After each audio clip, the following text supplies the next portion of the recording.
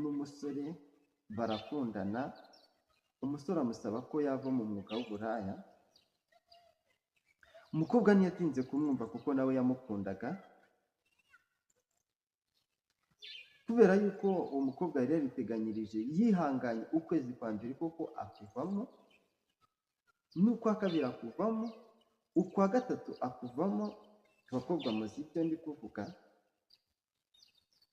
Ariko agejeje mu kwezi kwa kane asanga nta padi afite zamushiranye.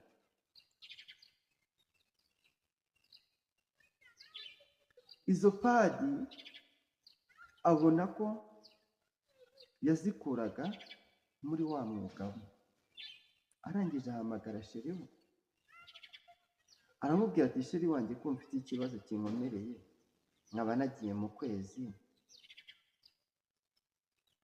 uramfasha iki? Ese uranyemura iki kibazo?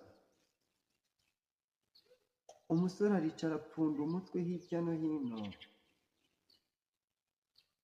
abura igisubizo. Agerageza no kuguza inshuti ze, zanga kumuguriza, ikibazo nticyakemuka. Umukobwa arangije aramubwira ati dore cya kintu cyatumaga